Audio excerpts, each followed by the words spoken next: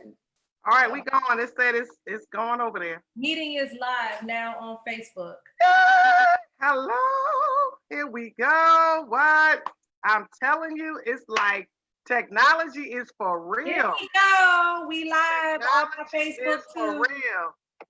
This technology is for real, okay? It is. Okay, that's all I got to say. It's for real. And you know, that's fine. It's all good. How you doing, girlfriend? I am doing great, Kim. Well, how are you? I'm hyped. Let me start this Instagram live. What? We gonna shake up the world. We gonna shake up the world. Love you, Kim. She's so Listen, cute. I am so excited and so happy to have you here with me to talk about this topic because I was watching Good Morning America, and one of the producers, she died. And when she died, she was working on this project and it was talking about colorism. Did you see that? Yes. She said, yes, don't play with me. She said, yes, I've seen it. So, it's a shame that she passed away, but the topic was great because I thought about the things that I dealt with as a dark skin, as a Black girl. Yes. And as a Black woman. Right. So I was like, we got to start this conversation. We got to get this out here. People need to see it. They need to know. I'm just sharing this up here so people can be joining us, share. Come on, y'all, join us on this. So just to talk about my experience as a young girl, when you're little, people are cruel, right? Oh man, kids. And even my family members. I mean, I was dark and I was called Blackie, Tar Baby. And if anybody in here as old as we are that's on right now, you can remember. Let me get some more light. Look, we want light. Look at it. We need light. Do we need lights? It's like we need light. We gotta have all this extra. But I love my Blackness. But I used to see this cartoon on. It was called it was a little cartoon and it was called Kimba. Kimba the white lion. And on Kimba, my cousin used to say, "Up, you coming on? You coming on?" I said, "I'm coming on. What are you talking about?" And they would be making jokes talking about Kimba the black lion. They was just making. And you tell me, you better smile because if you don't smile, we ain't gonna be able to see you tonight. But you had those things. But I had tough skin. I thank God for my grandmother, who always told me I was beautiful. She knew I was different, but she always told me I was beautiful. And I always made sure that I, embraced my Blackness. Mm-hmm. I thought about when I got my first job working at McDonald's. Mm. And me and my girlfriend went, and Vicky, she was lighter than I was. And I was like, okay, how's this gonna work? And just looking at things, it does matter because they look at the two of you, and here we both come for the job. We both fill out the application, right? Mm-hmm. And the manager is trying to decide who he's gonna hire. So she was so many spots. She was shoe in, right? She was shoe in.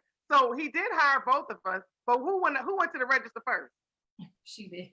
She did. I went to the grill. How about that? I had to go to the grill. They started her at the cashier. I said, okay, it's all right. It's all good. That's just how it was, as a young girl. But, I want to encourage a lot of the young ladies now and women, because even as a woman, I know I've not gotten opportunities because of color of my skin. Now, I also remember as a young girl, you remember, I don't know if you probably don't remember, but everybody used to try to lighten their skin. I didn't know what was going on. Girl, I was running around putting Noxzema on my face. Mm-hmm. Trying to make it lighter. On my face, thinking I'm going to wash it off and I'm going to be a little lighter. I said, well, let me try this stuff here. And it was just all types of things. But once I started to embrace and understand and know that, you know what, this is who I am. I love who I am. I'm not going to change. I can't wash this off. This is who I am. This is part of me.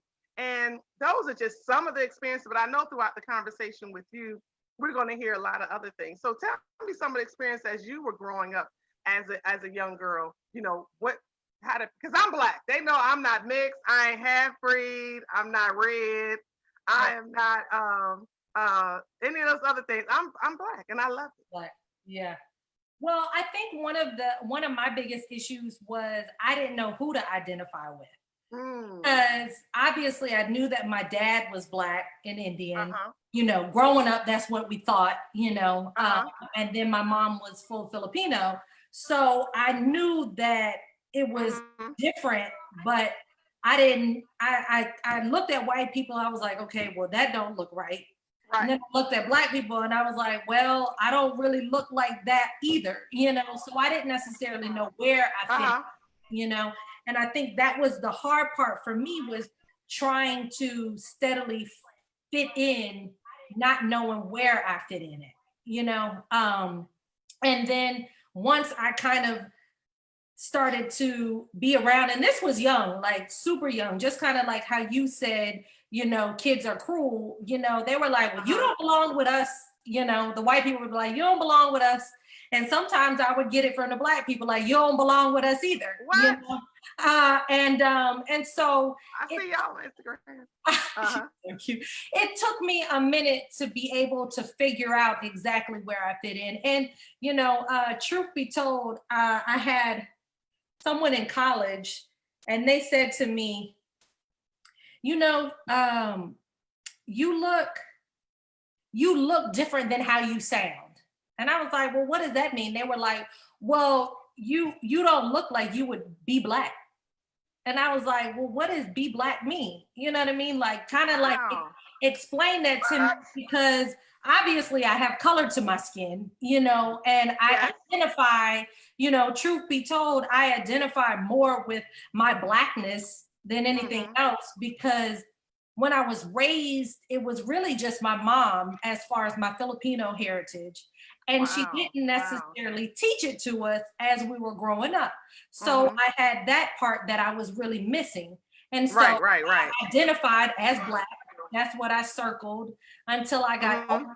And then I started to kind of like circle all three.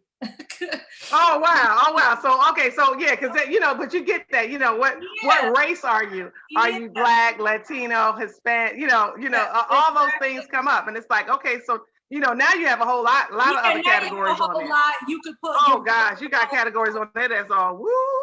Yes, yes, you exactly. have all Whereas type of back then, categories. you didn't necessarily have you didn't have that many, and you Uh-huh. definitely you had other, but to me, like, what does Uh-huh. other mean?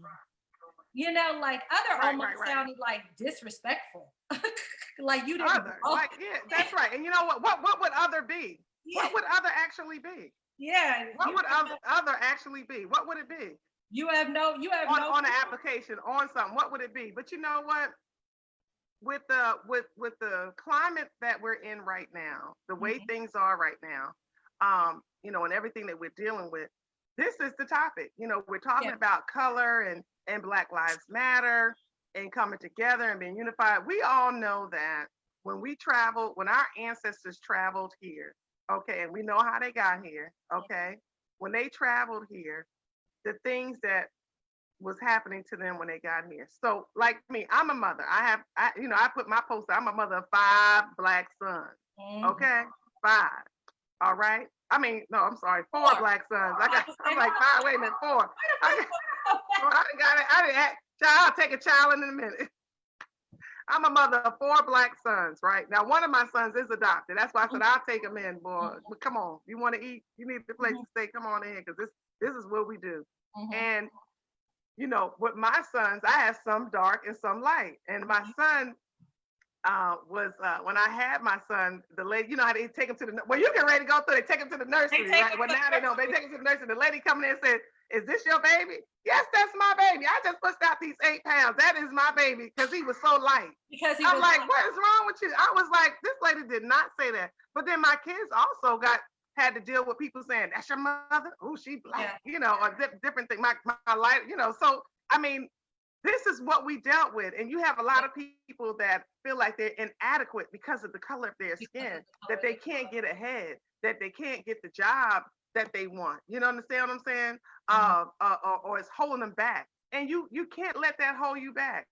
I remember being in a session with Morgan Wider. She does the clothes, she's the Mhm, stylist, she's the wardrobe person.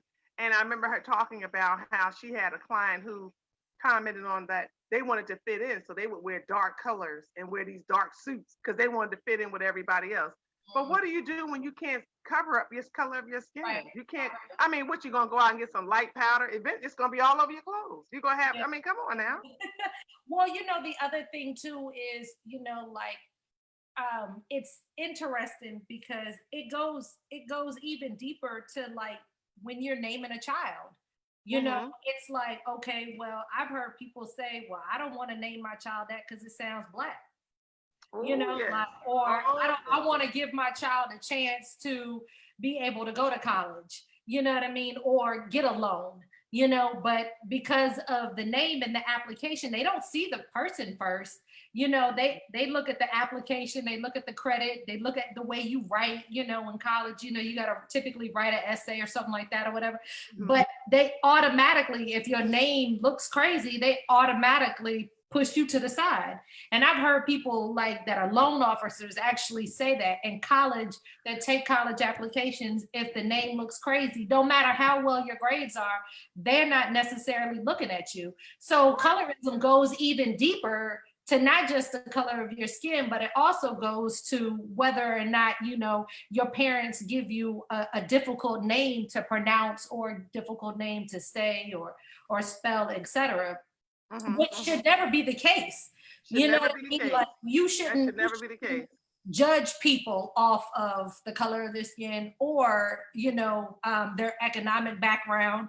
You should never judge people off of the way that their name. I remember one particular time, my second job was at a jewelry store. And I was just starting out. So, I was still kind of like green to selling jewelry. And my manager, this guy walked in, and for all intents and purposes, she judged him. She was like, Joy, you could sell him. I'm good, right? And so by the time we were done, he had bought his fiance a $5,000 ring. And she was just like, oh my God, I can't believe you got that sale. But she judged him because she saw that he was Black. She probably didn't think that he had any credit. Oh, yeah. Oh. You know what I mean? Like, mind you, he ended up paying in cash. But the point was, is she was like, I gave you that sale. And I was like, no, you judged him. You missed you missed that commission, boo. See, you got the wrong thing. And that is still happening today. Yeah. I don't care. Exactly. We're going to deal with it. I think that, as much as we want people not to see color, you're going to see it. And it's different for a Black person than it is for a white person, or it's different for a dark-skinned Black person versus a lighter-skinned Black person. It is definitely different. When you're together as a group, how it goes. I mean, I can only speak on my experience and the things that I've gone through. Those are the things that, I can speak to, because I can only, speak on where I am. But as for yourself, you're saying, okay, so so you identify yourself as African-American, or well, when I was younger, I went ahead and dealt, because that's the only thing that kind of made more sense to me. Obviously my dad's side was Black, so I force myself to identify with that, and the people who were like, but you not Black, and the number one reason why they would say I wasn't Black was because of my hair. They'd be like, you ain't Black because your hair. You ain't Black because your hair is straight. You know what I mean? You ain't Black because you could go swimming and not have to worry about, putting on a swim cap, which when you a kid, you don't even understand what that means. Like, what do you like? A swim cap? Like, why would, like, in my mind, I'm like, no, I don't. But why does the fact that I don't have to put on a swim cap make me like better or worse than, you know what I mean? Like, why is that even a point of contingency? That's how it is. That's how, that's just the nature of what it is. Right. So even then, that's when I had, though I identify with that, I had my own people push me out because of the fact that my hair was good. Again, whatever that's supposed to mean, but that was who I identified with. And then I started to feel bad as I got older because I didn't identify with my Filipino side at all. In the Philippines, my mom will tell you, like, even my skin complexion is light, but they would try to bleach their skin to be even lighter. Like What? I have an uncle who is maybe 3 or 4 shades darker than me. Let's just say he's actually darker than Ken, my husband. They called him the black sheep of the family. Meanwhile, everybody else was like my skin complexion or lighter. And so they even, unfortunately, he felt ostracized, of Uh-huh. course, because even though they all came from the same mom and the same dad, because he was darker, that's what they called him because he wasn't the same skin complexion. So it's amazing how even in your own culture, you're talked about or criticized, or make About you your feel color. some kind of a way. Right, right. And I told you, I mean, and going back to the hair thing, that was a thing. I'm telling you, when I had to I went to school up north, swimming was a part of gym, and you had to pass swimming in order to Yeah. graduate. I passed with a D because I didn't always get dressed out. Okay. And then in my hair, because I knew I don't care. You can put the swim cap on all day long. When you Yeah. get out that water and got up in there, and you know what's gonna look like when you take that cap off, and you don't Yeah. want nobody Yeah. to see you. So And it's it a was wrap. an episode. It's a wrap. So I mean, but the hair thing, that is true. Yeah. I mean, our hair is just a different type of hair. But Yeah. I mean, I have cousins and relatives that are lighter than me that have a different grade of hair. My grandmother's hair was beautiful. Yes. It's in the genes, it's in the strain, right? Now Yeah. we have children. How does Brenton feel? How does he deal with Well, and then even everything? with, Brenton is Filipino, Black, and Jamaican, Oh, shucks. so All he right, got, Brenton, get he you. got All right, man. Okay, man. Ow! so he got a whole Listen. other, you know what I mean, like ethnicity and a whole nother mix that, truth be told, he identifies with just being Black as well too. You know what I mean? He knows his culture. His grandparents make sure, and his dad makes sure that he understands what that part means. My mom has started to teach him like Tagalog, which is the Filipino language, as well too. Wonderful.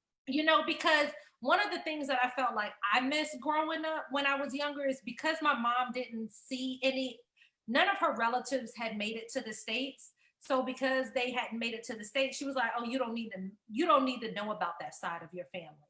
And I think I've said something enough that she was like, "Okay, well, let me not make that mistake with Brenton."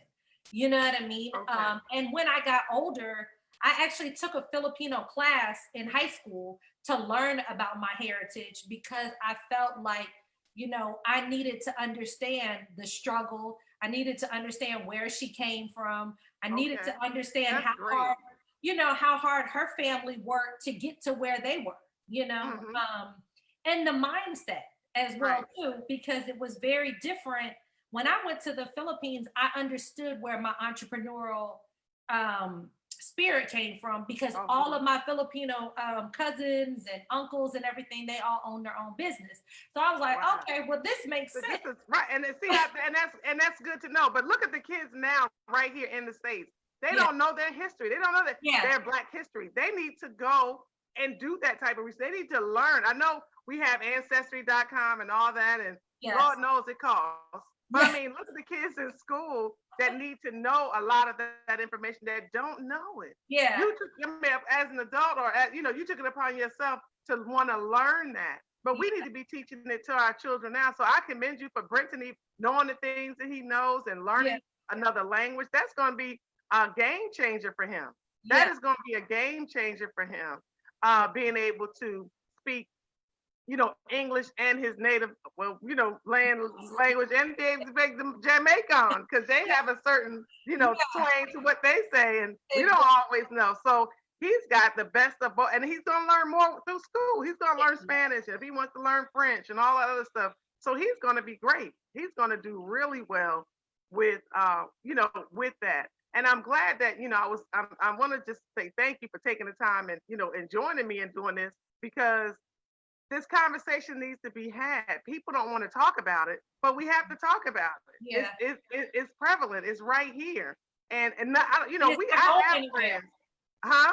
And it's not going anywhere. And it's not going anywhere. And I have friends that are not Black, that are of other nationalities, and they're cool with me. My aunt Jean adopted Brian. He was a white kid. He was a kid in foster care. She adopted him and his beautiful red hair, and we just took him in. We had a great time. Yeah. So we learned. I learned at a young age not to, be a certain way because of the type of family that I had. We embraced every. I told you, my grandmother was that type of person. She wanted to embrace, and she wanted you to embrace and love yourself. I had to tell myself that I was beautiful, and I continue to say that. I tell people now. I still look in the mirror and talk to myself. Good morning, I Kim. know How that's you right. doing? But I you love want you, to know girl. what, Kim? I think one of the interesting things about culture is that your grandmother did a great job of making sure that that was instilled in you. One of the things that as parents is our duty is to make sure that we do the same for our children. Amen.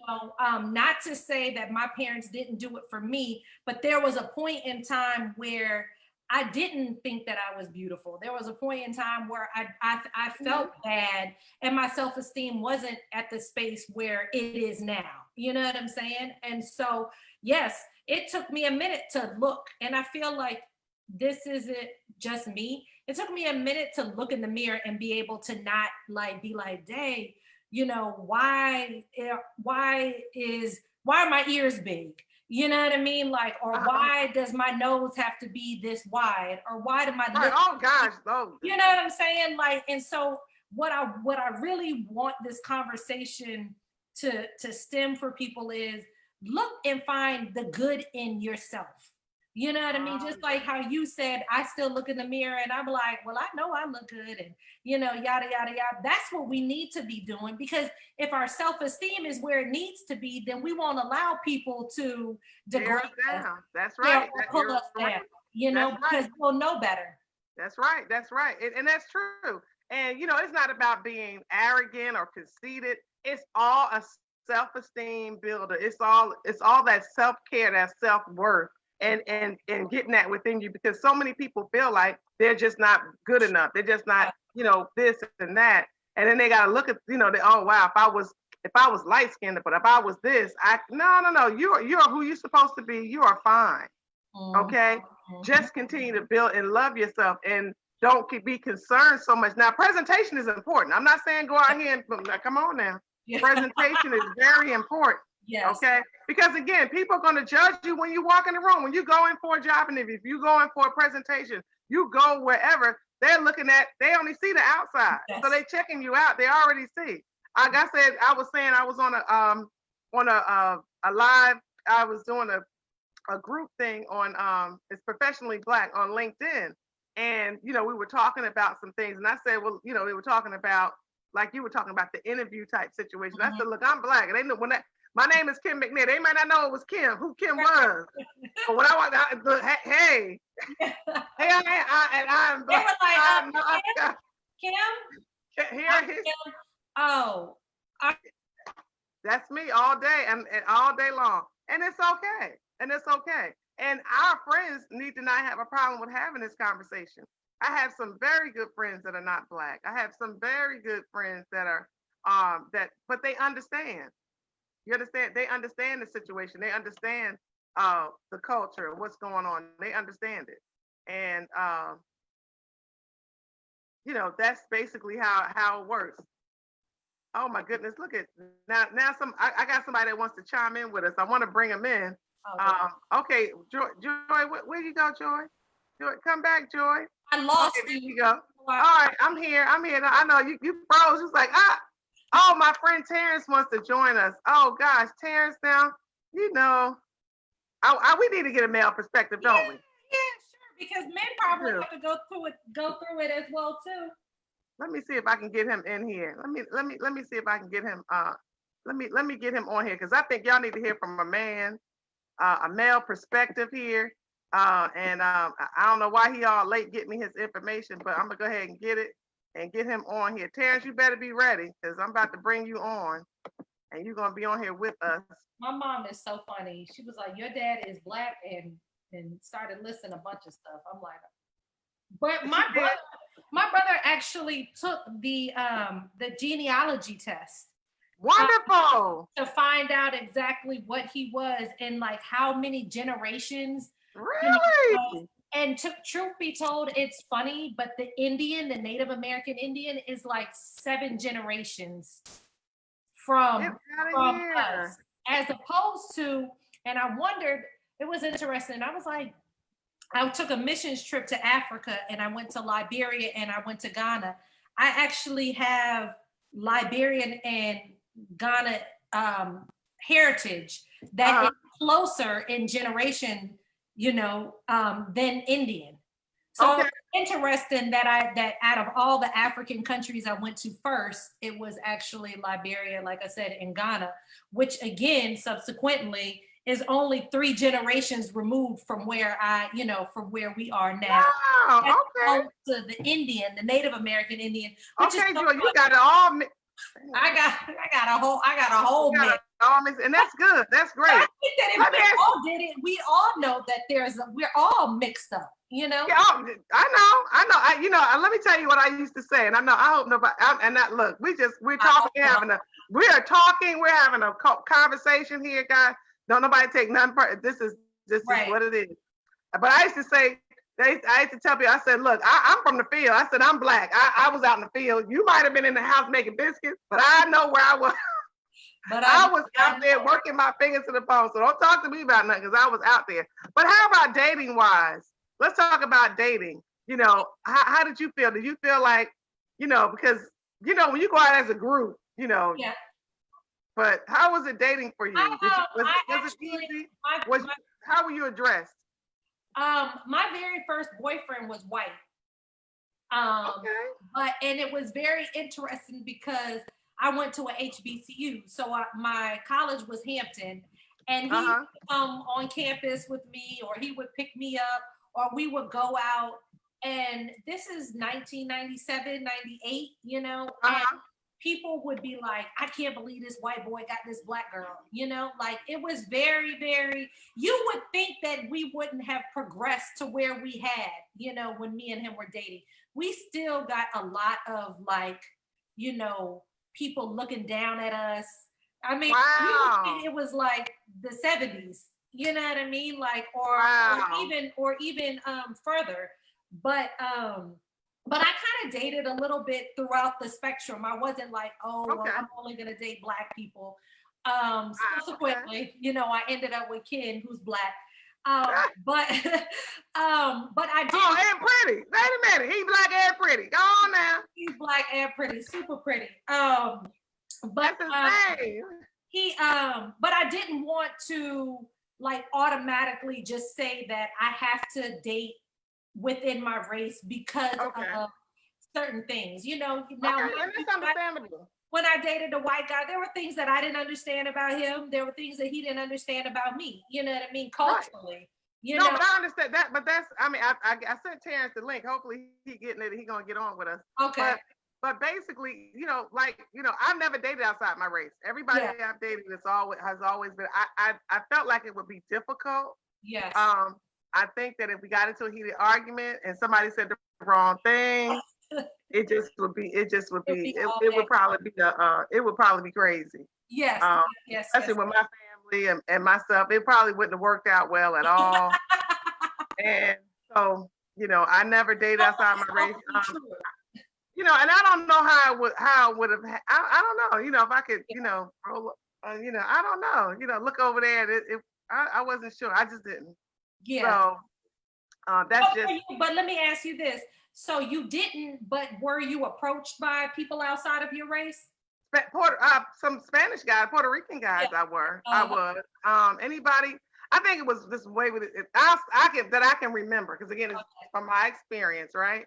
And the things I've had one gentleman that I can really think of right now that seemed like he was trying to, because he had already been dating black girls and stuff like that. And seemed like he was cool, but it was like he was trying to be over cool. He was trying to be like way over the top with it. And I'm like, nah, because I take you home, they're gonna be like, what? First of all, like my kids gonna be like, Ma, who in the blankets is this? So no, I never did. Huh? He was trying too hard. he was trying too hard. He was trying to be cool, and all that. And I think all that was because of the fact that, I was dark skinned. I don't think he would have tried to go that hard if I was light skinned. I Yeah. think he was, really trying to go hard because I was dark skinned. I modeled as a teenager. So, I was in the beauty pageants. I was a pageantry girl. I, held some titles, and I knew that when it got down to certain categories, I knew I won, but they weren't gonna give it to me because of the color of my skin. They like, we're not getting ready to give this black girl this trope. She ain't getting ready, and those are the things that I dealt with because I would be in predominantly white pageants. And I might be the only, like the only black girl. And when the year that I won a title, I was the only black girl in my age category. Wow. And I just think, but it took time to get there because I would always get congeniality. I get best dressed. I get all them little, and that's fine. Yes. But it also trained me on how I needed to engage with the judges, how I needed to give eye contact, how I needed to have stage presence. And that's why I always talk about presentation, because that was something they didn't teach me nothing else. They taught me how to present myself, especially on stage in a room full of people, how you need to present yourself, holding your head up, your shoulder, all that helped me. So as I continue to grow and become a woman and go, in the directions that I went in, that self-confidence that I learned doing pageants and then getting into the modeling industry, it helped me. So I was like, you might not want, you looking at the color, but I know who I am and I know what I can do. And I know that, and I do feel like, and I want to bring this up, I do think that dark-skinned women or black people, I'll say, I'm going to speak, again, I can only speak from my experience, tend to work harder than the lighter skinned person. Or we work harder than others, I'll say. So like I was listening to a commentator on the news and I was doing something, but I just had it on in the background. And someone made a comment that they would hire a woman because she would work, she'd get paid less and she worked harder than a man. So just imagine if she was black. Yeah, so I'm like, okay, so he said, yeah, right. So he said, okay, well, I'm gonna get a woman because we're gonna pay her less and she's gonna work harder. So what if he hired a black woman? He gonna really pay her less and she gonna work overtime. You understand? And the other guys is gonna be rolling and cooling it and going to happy hour and all other stuff they doing after work. You understand what I'm saying? So again, we deal with a lot, and looking at the social injustice, looking at the protests, looking at all the things that's going on around us, and having children. You're expecting you're gonna be having a baby any day now. I'm gonna say any day now because she's coming any day now. Okay, I don't care what you say. She on the way. She comes August 4th. But you have your son, and I have my children and my grandchildren, and they have to be taught. There's a lot that's going on right now. There's a lot that's going to we're going to have to teach them, and they're going to have to learn. Now we understand it's going to be important that they know. Do you know how many people didn't know what Juneteenth was? Did you know what Juneteenth was? Yes. When did you learn about Juneteenth? Probably 5 or 6 years ago. But okay. I mean, it wasn't anything that I had learned growing up, Okay. And truth be told, I might have learned in college in that class that they made us take, University 101, that I didn't necessarily really pay attention to. Okay. Because I did go to a HBCU, so right. The introduction into the HBCU for University 101 was a lot of our history, like understanding why, we had the oak tree, and understanding that, Hampton is on an Indian reservation, and, it broke down a lot of that for me, but I didn't necessarily learn about Juneteenth, while I was growing up. And Ken still jokes around with me sometimes, and he would like, we go watch this movie so you can understand Black history. Oh, wow. Okay, Mr. Ken. Okay. Which at the end of the day, I'm not going to understand it to the capacity in which he is, because of the fact that he's full Black. You know what I mean? And he's experienced different things, and he's a man. So he's experienced some different things that I have. But I still believe, and one of the things that I know that I tell Brenton is, just because you light skinned don't mean, or you're lighter, you know what I mean, and you might be mixed with all this other stuff, don't mean that a cop is going to treat you differently. You Oh know no, no, they're not. so you need to still understand who you are. You still need to listen. You know what I mean? You don't need to be bucking the system. Yeah, exactly. You know, because you know, yeah, you might not, they might treat you differently in other situations, possibly, who knows? Possibly. But you don't go into a scenario, and I don't go into a scenario thinking that, okay, just because I'm light skinned and just because I have good hair, quote unquote, that they're gonna treat me differently than somebody else. You know what I mean? Like you don't have to. Okay. yeah, I mean, I don't believe that, you know what I mean, like that I have a privilege, you know what I mean? Right. But now, some people feel like they do though, Joy. yeah, I mean, they feel like, oh, well, I'm gonna get off. Let me just, you know, they're gonna let me off just because. right, exactly. They have that stigma. Some people think that way right now. Yeah, And I'm they gonna go into scenarios. You know, they are going to go into scenarios thinking that at all. You know what I mean? Let me ask you this: how do you feel about you know? And I know you're married now, but you know, if you only married. Oh, okay. All right. Them joysticks. Them. Oh, somebody. I'm doing an interview. Oh my goodness. We are live. We are hearing everything you're saying. All right. About to say husband check in. Okay. Let me ask you this, because you've only been married, what, a year now? Yes. Okay. So prior to this, prior to marriage, prior to kin, how did you feel about seeing Black men with white women, or you know, let's say that to the other side? How did that make you feel? Black men with white women, or just Black women with other ethnicities, period? I mean, I was specifically saying Black men with white women, because we see that thing, like these guys, it's like, are they getting these women to validate them? Is this something that's in their psyche because of what happened to their mothers? You know, think about over the years, think about what happened to our ancestors. And it's like, you know what I'm saying? You can't touch them. You better not talk to them. If you do this, something's going to happen to you. So why is it, you know, in their mind? Because that's what it looks like on the outside. Now, you know, we don't know. But tell me what you think. I actually, I think that when I was in it, I didn't make a big deal about it. You know, I mean, obviously I said that I had dated a white guy before or whatever.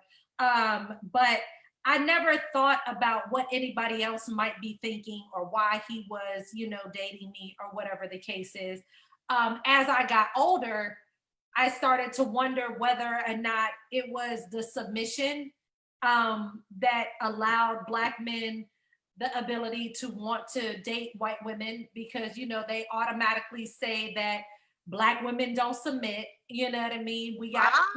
You know, we're spicy. We got a mouth on us. You know, like white women ain't gonna put up with as much as, you know, white women will put up with more than a Black woman would. You know, so I definitely did kind of wonder. I was like, I wonder if that is true. I never necessarily asked, you know, and I never necessarily had too many questions, but I have heard from some men that they do put up with more, you know what I mean, than a Black woman would, you know. And so it's just been interesting, you know what I mean? Well, I think we need to add someone to this conversation. You know, we need to add a gentleman, and as well as someone, you know, that's not Black to the conversation, because I think that even in the you know, in the white community, you know, they deal with racism too, because you got your, you trailer park, you this, you know, they deal with stuff too. That classism is still there. But we know they at the tanning spa and all that stuff too. Yeah. Okay, we do know that. But I think that they deal with colorism within their community as well.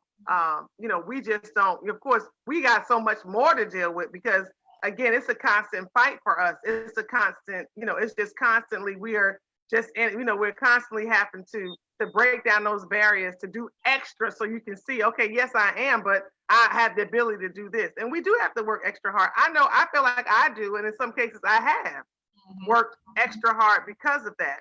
And, you know, even within the African-American community, the Black community, you know, I know that I have been I've been treated a certain way. I know that I have been racially profiled within my own group, You know what I mean? And things of that nature. I think that we want to be colorless, but we're never going to be color. We have the color. We're never colorless. We're gonna always have this color.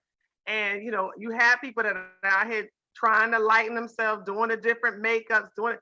We see it. We see the makeup. We see the different transformations. We've seen it through Instagram, Facebook, all the different videos on YouTube and things of that nature that people are doing to either lighten their skin or darken their skin.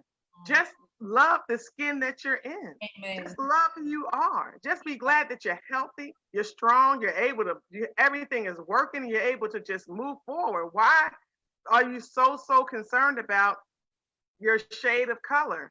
You are who you are. Once you do what you got to do, they're gonna know anyway. So it doesn't even matter. You can try not to be this way or that way, but again, it all comes down to what you can do and how you do. Now we do have some folks that get a little ignorant, okay? that just ain't gonna do right. That's just gonna. But don't put us all in that box. It's because they don't know. It's because no one was told them or pulled them to the side and said, hey, X, Y, and Z. You don't have to snap your neck every time. You don't have. That's not necessary. It's not necessary.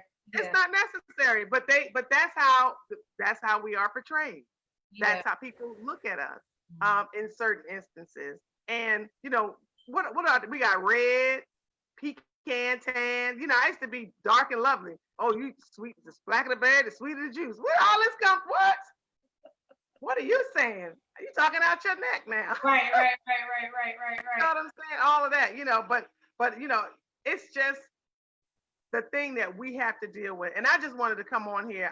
We almost at our hour. I said we're gonna go to 8:30, and I wanted to just be able to have this conversation, just open up a dialogue, and just kind of get a perspective from someone else, because I know what I've dealt with. Yes. I know the things that I've gone through as a Black girl. As a Black girl, I know that there was jobs I didn't get, modeling jobs I did not get because I was Black. I know I was as good as the light skin, because you get your call sheet. So with your agent gets you your call sheet, they looking for African American. So your agent gonna send you out on the call. Yeah. But they didn't say they wanted a light skin. So they wanted a light skin. They just wanted African American. Because they can be that specific on the paper. Right. So they would, so you show up, you go to the audition, thank you, and it's like, but they weren't looking for a dark skin. They just wanted the African American. I'll give you an example. Wesley Snipes and I, we're friends from way back. So he was working on the movie Passenger 57. Oh yeah. We talked about when we were in school. He said, Kim, one time I was in class and the teacher told the students to write a picture of somebody or whatever. And this guy took a piece of paper and just kept going in the circle. And they said, well, what is that? That was Wesley. It was a black dot. He just scribbled a round black dot. And he said, that was Wesley. I said, Wesley, we got some stories we can tell. Yes. So when he came, he said, look, Kim, I'm coming to Orlando. I'll be working my Passenger 57. Come on out to the set. So I went on out there and hung out with everybody. And we had a brother-sister relationship. And then he called me at the time. I was doing fashion shows. I had a modeling troupe. We were touring all over. Okay. And he said, Kim, is there any way, could you get some of your models together? I said, wow, what's going on? He said, I'm upset. I said, why? He said, there's not enough Black people on the set. I said, what do you mean? There wasn't enough. I said, there wasn't enough Black people in the movie. Oh, okay. I think we got somebody trying to get in. Look. Terrence, late. That's a man for you. That is a man for you. Terrence, you late. Terrence, you are late. He come. You got your audio on, Terrence? I got it on now. I was in the story. Now you gotta let me finish my story. I say, hold up, finish your story, Kim. Yes, hold on. Let me finish my story. So he's called. What I did was I got a bunch of my models together at a clubhouse in Orlando. And he came out, and the producers, they came out, and they picked 4 of my models to be in Passenger 57. And I'm in that movie too. Y'all just gotta find me. I'm seen quite a few times. But that was the thing. He was upset because of the fact that there wasn't enough Black people on the set. And it's really a shame that you gotta go through all that. It's really a shame that things have to happen in that perspective. Representation. Yeah. Oh yeah. Yeah. What's up, Terrence? Talk to us. I'm How a you plug doing, in my. Terrence? I got all these joysticks. I need to plug something in. Go ahead. Introduce yourself, Terrence. Well, I'm not sure who's all on, but good afternoon. My name is Terrence Wright. Happy to be on. Kim and I go way back to our days in Orlando, and so I followed up. I followed up here to Atlanta. So we've just been going back and forth in social media. And Kim, it's great seeing you. Good to talk to you You as again. well. It's been a Yes. very Good to see time. you as So well. so I'm trying to be more involved, be more active in the community. Mhm. So when you were on tonight, I definitely wanted to stop by and show some love. Yeah. So our topic. We're talking about colorism. We're talking about dealing with things as being a black person. Yeah. And some of the questions that I asked Joy, how was your upbringing being a young black man? How was it for you, as a young black, I don't want to say boy, but you know what I mean, when you were Yeah. coming up? Yeah. Well, for me, I'm born and raised out of Miami Gardens, and so for Mhm. some of those old Miami heads, Miami Gardens used to be called Carroll City. Yeah, And Carol so City, that's right. yeah. So those are my old stomping grounds, and I would say, just dealing on the topic of colorism, gosh, I would just remember within going through grade school, if you were a shade darker than others, you had your own people kind of just calling you out by name, all those cruel things back then, and you got to blame it on we were young, Mhm. immature back Yeah. then, but I think to the point now, Kim, about some of the things around colorism today, it still rings true. And unfortunately, it's very traumatic Mm. as well for those that have dealt with it earlier. And I remember talking to an employee the other day. We were having a conversation around just social injustice, and it came from an unlikely person as well. So when we think about colorism, we automatically think about we're just speaking specifically about the black race. But I actually got educated when I was talking to an employee of Indian descent who Okay. also there's a significant issue because he's very dark skinned Hmm. uh, Indian, and said that he's dealt with it as well. So colorism actually comes in all ethnicities Yes, it does. uh, when you think about it, and that was an enlightening moment for me because I've always associated with it with just our race in general. But as we continue to have these more open dialogues like we're having here right now, our eyes are being opened to so much. And again, your upbringing, used to be okay if you were light skinned, you were in, Yeah, right? that's Uh, right. What? Joy, you was in, Joy. Joy, you was yeah, in. Joy, you were definitely in. Oh, No, we just wait for you to get us in. Go on in there and tell them you got some friends outside. Let us in. let's, yeah, let's, yeah, we are waiting to get in the house, as they say. You know what I'm saying? We had to wait because but it's true. Now we have Shardon Reynolds put something up here. She said Oh, hey, Shardon. colorism is real, so real that most people don't even realize they participate in it. Yeah. That's true. Yeah, no, That Yeah. is true. definitely. That Yeah. is so true. How do you feel about Terrence when you see um, black women with white men? Does that bother you? uh it doesn't, but I think the immediate reaction that you do have is like, wow, what opportunity did a guy miss, or what did he say that made her go and date outside of her race, or how she was necessarily treated. Kim, I have three daughters, right? Oh yes, you And so I remember we faced that with our oldest daughter, do. Hmm. which, I know every parent to say, oh, my child is very beautiful. My daughter's beautiful. Okay, Uh, that's right, Daddy. but when she was in high school, it was a very real thing to her that, you know, all the athletes were dating outside of their race, right? And so it was a very humbling lesson for her to try and wrap her head around. Like, I can't understand, you know, you have all these beautiful Black girls, why are you not dating outside of your race? But I think about it on the flip side of, okay, if I see one of my sisters with a white male, my thought is more so, what did we do to mistreat her in order for her to go outside of her race? Okay. Okay. So that would be my initial reaction. Go ahead, Joy. I said, what do we do as far as men to force her to do that? Whew. Brothers, y'all tough on us. Now you a guy. You on here with us. I mean, we needed somebody to jump in the conversation. Because I know, you know, back in the day, back in Carol City, Miami Gardens, if me and Joy showed up at the playground, you gonna know who you gonna play with. Listen, Kim, let me tell you, Kim, you're not telling any lies, right?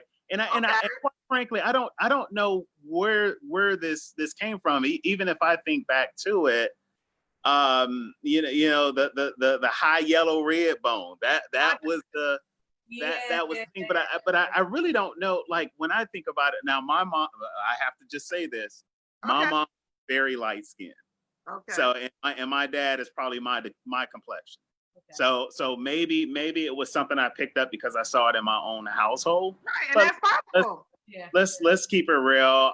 You know, when I was with the boys in grade school, if she was light skinned and had the light eyes and that type of thing, there was such an appeal.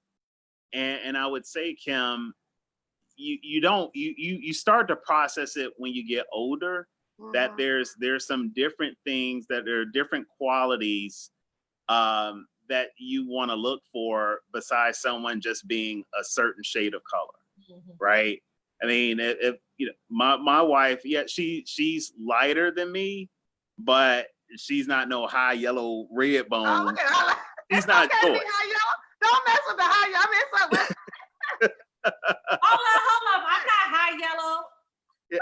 Hey, listen, you can pass it. What do they call it? Don't get the brown bag out. Yeah, what is it? The paper bag test and all that stuff. Oh yeah, they had all that. But see, again, you know, I as a Black girl, as a young Black girl, those are the things that I had to deal with. And you know, and one thing I can say about the lighter skinned girls, they were fast. I tell you that. They were easy.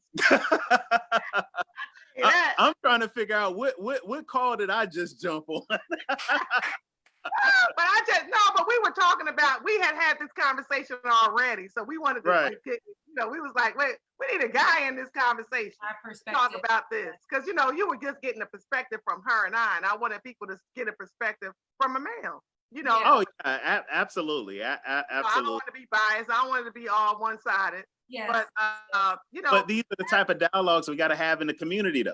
We do, man. We have to teach our children. Yeah, absolutely. We have to. I asked Joy, when did you know about Juneteenth, Terrence? When did you learn about Juneteenth? When did I learn about it? How long ago? How far back do you think? I would say it was probably a couple of years ago. Really? That I learned. Juneteenth celebrations in Orlando. Get out of here. Well, understanding the true history of it, right? You always heard people saying Happy Juneteenth, and you always associated it with, okay, it had something to do, and I'm high level paraphrasing here, I know what it means, but it had something to do with the slaves being emancipated, you know, after Lincoln had signed, you know, the Emancipation Proclamation. But I would say it was a couple of years ago to where I really started paying attention, digging a little bit deeper into understanding it, because there was always that debate. No, they were free in 63. There was some truth to that, but there was still a portion that were still operating under the old rules of the South that didn't know that. And so it wasn't until truly that day, and you hear the saying all the time, until we're all free, nobody's free. right? That's right. Amen. And I grew up north, so it was a little different for me. And I see that the north, things that you learn from the north and people in the south. Because I actually met a young lady a couple of months ago, and she's in her 50s, and she didn't know what Juneteenth was. I said, "How you're 50? What?" She had Yeah. no idea. I said, "So I guess your president, when he said he told y'all what it was, because she didn't." Well, listen, there was a lot of education around it this year. Wow. Yes. Even within the company that I work for, people didn't know about it, right? And it's not until Kim and Joi, somebody had asked me, like, when my white colleagues had reached out to me to ask me, what can I do? How can I help? My thing was, you got to educate yourself first, and then even talking to some of my Black colleagues, it was like, I don't know if it's really my responsibility to go and educate people. And I was like, well, you at least got to show them the way.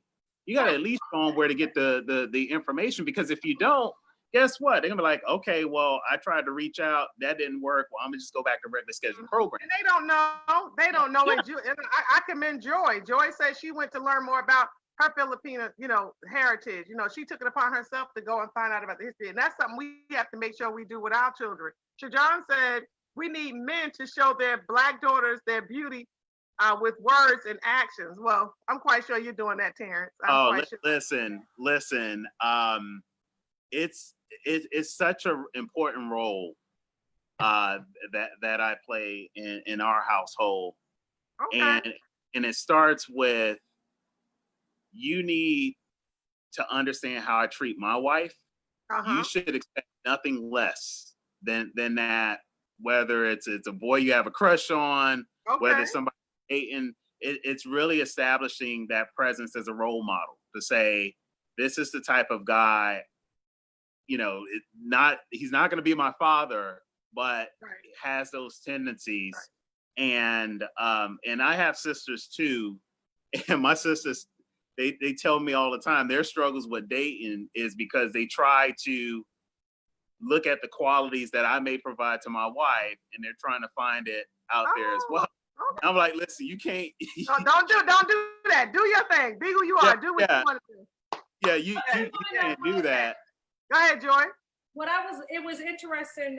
Me and my husband and one of my girlfriends were having a conversation yesterday, matter of fact, and we also took it one step further.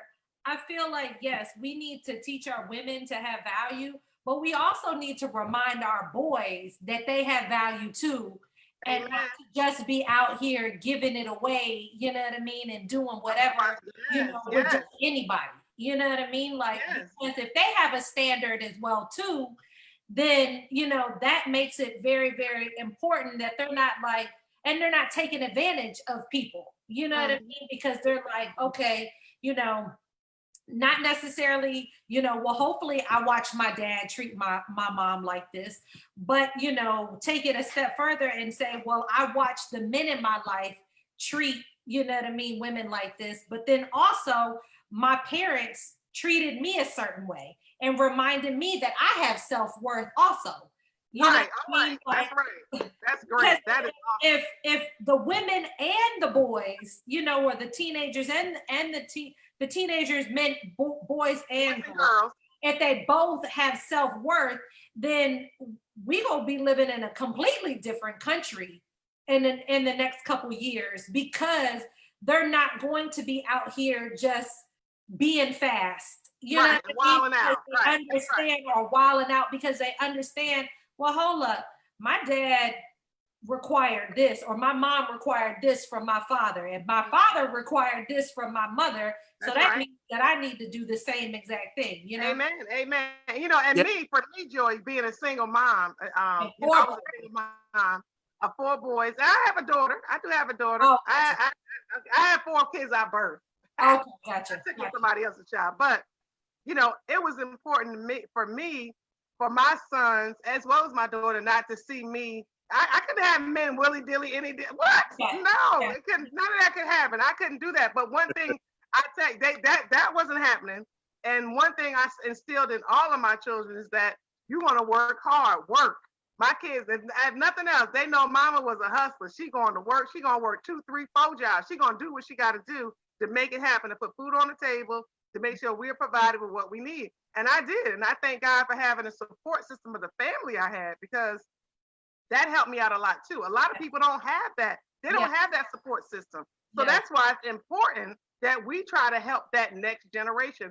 I do my leadership program, and the life skill portion of it is for that. It's to help them. Look, guys, you're going to go through this, young ladies, but listen, it's going to be okay. And we're here, and we have to support. And I tell them, hold your head up, sit up. You're beautiful. You can do this. Don't feel a certain way. Doing things together as in team building and things of that nature. But we have to help our next generation. You have Brenton, you have a new baby about to come. Terrence got his girls. And we just have to continue to do that and hope that they will set an example on how they are as young men and young women. And people will be able to, their friends will be able to say, oh, well, you know what?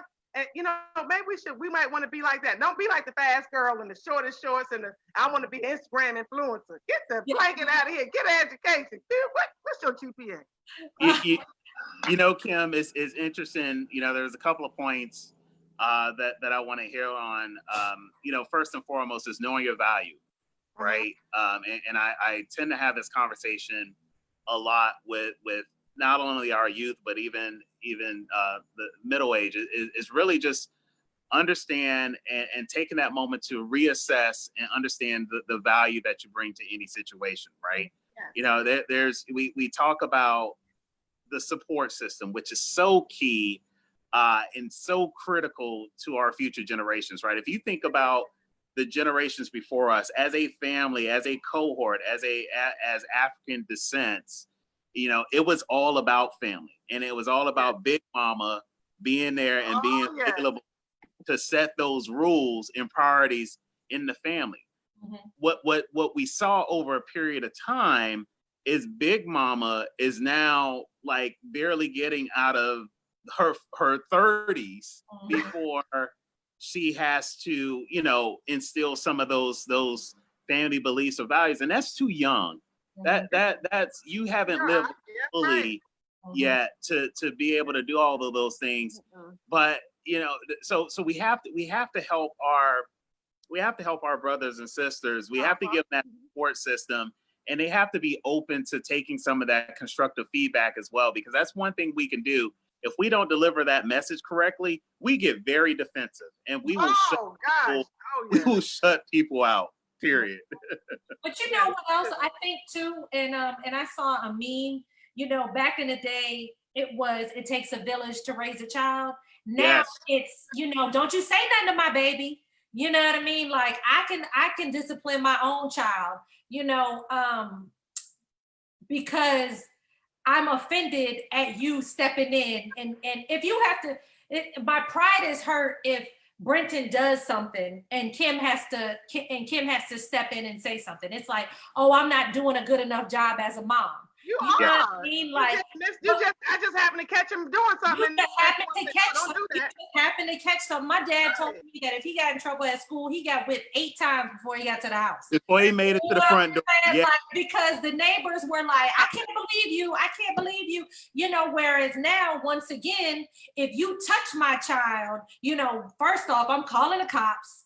You know what I mean? But I still believe in the it takes a village to raise a child. If anybody sees Brenton or Sila or any of our kids or whatever doing something they're not supposed to do, I want you to step in. You know what I mean? But we have to take out that, that pridefulness of, I'm not a good mom and somebody else has to discipline our children. You know what I'm saying? Right. And it is so much. And then now we got the kids grabbing the phone, dialing 919. They think they try. They dialing 911. They dialing 919. Get over it. But it's crazy right now. It's just crazy on how things are. And we're back in, like you said, Big Mama Terrence. I had my Nana. My Nana was the one with the house coat dress with the pockets in the front. Okay, my Nana was the hips and all that. My Nana was the one. My Nana was the lady. Everybody knew my Nana on the block. She sat in the window. She knew everything that was going on. Okay. God bless the dead, but you know, when my grandmother had passed, my dad's mom had passed, that honor was bestowed to my auntie Annie, and she had this blue hose, and if you got out of line, she took that blue rubber hose and went to town on you. And Go get a switch. I still got flashbacks about that, but you know what?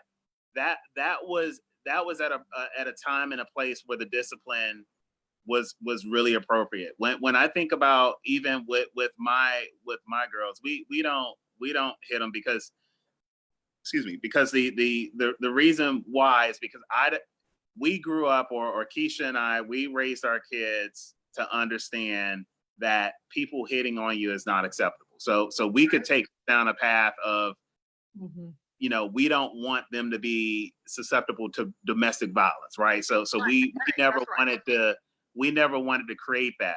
But now what we have to do as new age parents in this new age environment, you know what we do, Joy, you and Kim, you probably know this too. We unplug TVs, taking phones away.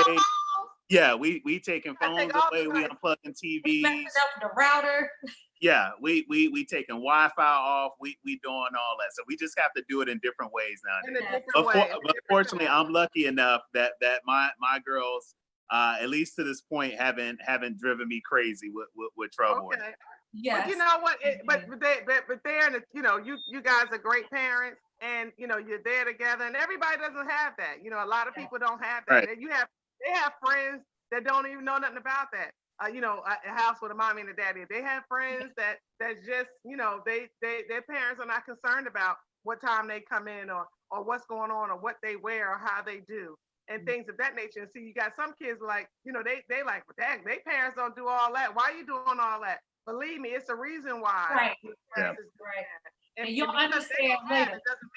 You'll understand later, right, Joy? You'll understand later. You'll understand it later. So, you know, you have to be able to balance both sides of that. Yeah, her mom might let her do that or let her, you know, but, you know, I'm not going to let you do that. And hopefully she'll see, like, well, dad, so-and-so's not doing that. Well, maybe I shouldn't be doing this. I always tell people, be the trendsetters. Why you got to, people set trends, right? And you trying to be a part of this trend. You be the trendsetter. You know what? This is what we need to do. When I was young, the street lights come on. I'd be making my way home before the street lights came on, because if I didn't, I might make it in the door, but I'm sure gonna know what's up when I get in there. Okay, and it may not be a spanking, it may not be a beating, it may be I can't watch the Cosby's tonight, or I have to go to bed and I can't come out and play tomorrow after school. So now I got to really play hard in school because I was staying out too late. So I can't. No, so then I in school because I was playing so hard in school. Now I'm still in trouble. No, I got beat. That's what it pretty much was for me. I got it.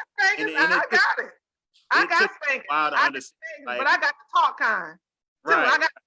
You making me do this? I don't want to do this. Did not tell you not to do that. Yeah. But we're beyond that now. And where did beatings come from? It came from our ancestors being beat by the slave masters, right? Nobody knew what beating was. We didn't know what beating was, but we saw how they would string us up on a tree or put us out in the court and beat us for doing something wrong. So that you see that psychological, see that?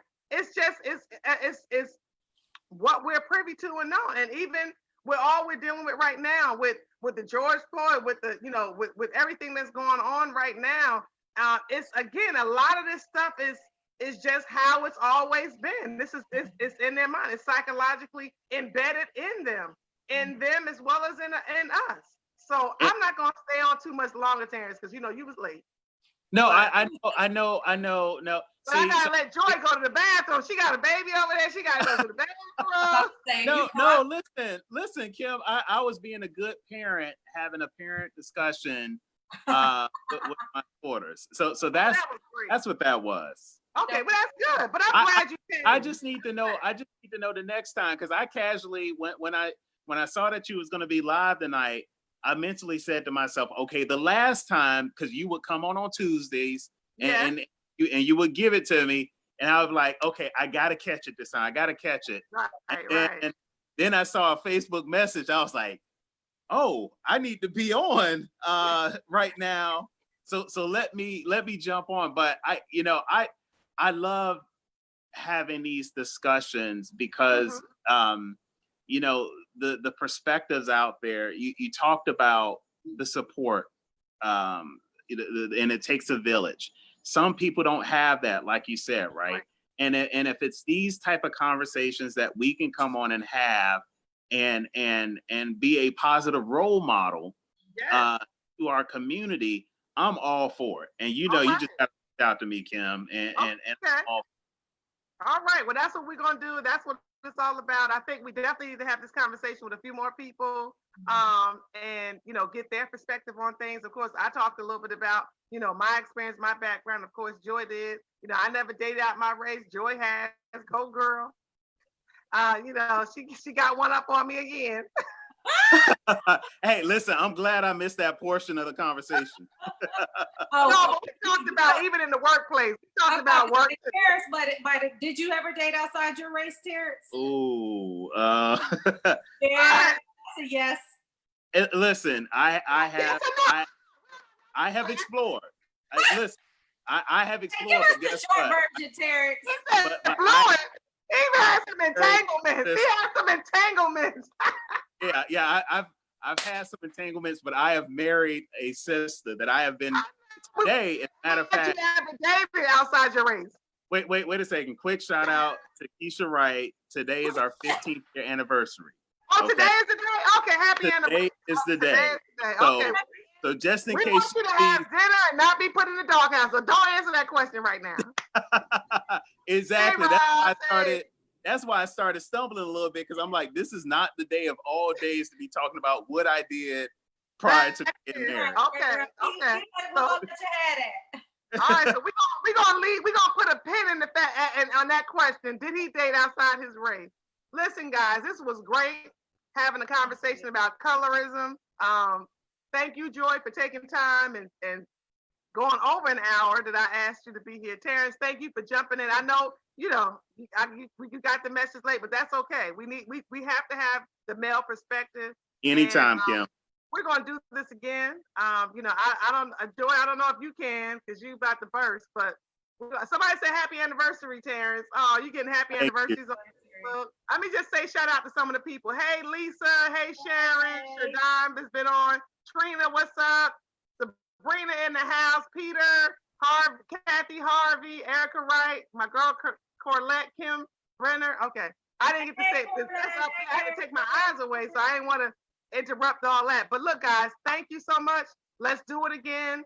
Amen. I'm gonna look at this recording and just kind of think, and maybe this is something that kind of came up based on something that I saw, and I want to give a shout out to Good Morning America for raising this conversation yesterday about colorism, and just again, like you said, even the Indian people at your job, you never thought they would think that way, but they do too. And I think they do in the Caucasian arena as well. They're dealing with colorism over there, and race. You got your poor, your rich, to this, to that, and all that stuff. So let's have this conversation again. We're gonna get together and make things happen. I thank you guys. Y'all have a great night. Joi, go to the bathroom. Thank you. Yes, Joi. Congratulations, Joi. Get to the bathroom. That's all that water. I love you guys. All right. Take care. Talk to you later. Bye.